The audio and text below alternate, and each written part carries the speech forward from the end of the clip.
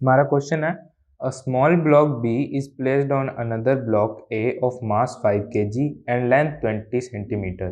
Initially the block B is near the right end of the block A. A constant horizontal force of 10 Newton is applied to the block A.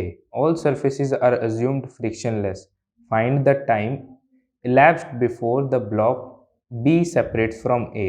अब हमें क्या बोला है, हमें बोल रखा है कि ये कोई ब्लॉक A है जिसका क्या है 20 सेंटीमीटर वो वाइड है, ठीक है, इतनी उसकी लेंथ है, 20 सेंटीमीटर की लेंथ है उसकी, ठीक है। अब क्या बोला है यहाँ पे 10 न्यूटन का कोई फोर्स लगा है। अब जैसे कि बोले कि सारे सरफेसेस फ्रिक्शनलेस है, तो अगर इस पे कोई फोर्स लेगा तो ये तो गिर जाएगा ना, मतलब 20 सेंटीमीटर के बाद जब वो यहाँ पे पहुँच जाएगा 20 सेंटीमीटर के बाद, तो ये तो नीचे गिर जाएगा ना, क्योंकि फ्रिक्शन तो है नहीं कि ये साथ साथ चले इसके।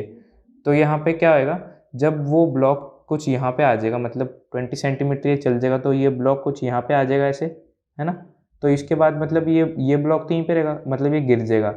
तो हमें बोला कि कितने टाइम में ये यहाँ पे पहुँच जाएगा अगर इतना फोर्स उस पर लग रहा है। तो अगर अब देखो यहाँ पे 10 न्यूटन का फोर्स लग रहा है, तो इसका मतलब भी ये हुआ कि इस जगह पे ब्लॉक ए पे भी 10 न्यूटन का ही फोर्स यहाँ पे भी लग रहा है ना।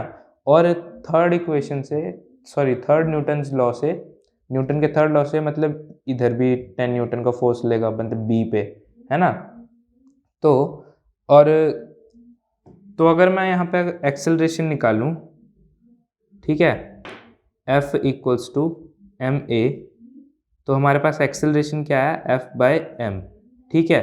तो एक्सेलरेशन प्रोड्यूस्ड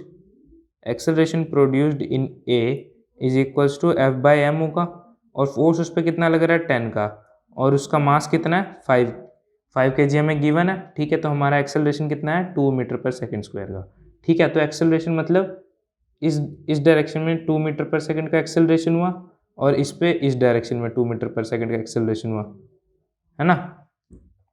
तो अगर ये हमने ए पे निकाला, तो ए पे इस डायरेक्शन में होगा, बी पे भी सेम ही होएगा क्योंकि फोर्स सेम है उसका, ठीक है। तो बी में बस ऑपोजिट डायरेक्शन में होगा।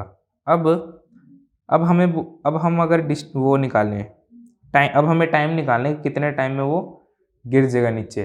तो अगर मैं ये इक्वेशन लगाऊं S equals to U T plus half A T square, यहाँ पे मेरे को टी निकालना है, ठीक है। तो 0.2 मीटर वो चलेगा, 20 सेंटीमीटर है ना, तो मीटर में चेंज कर लिया, इनिशियली वो 0 पे था, प्लस हाफ एक्सेलरेशन 2 का है, टी हमें निकालना है, तो ये इससे कटा, यानी कि टी स्क्वायर इक्वल्स टू 0.2, मतलब टी इक्वल्स टू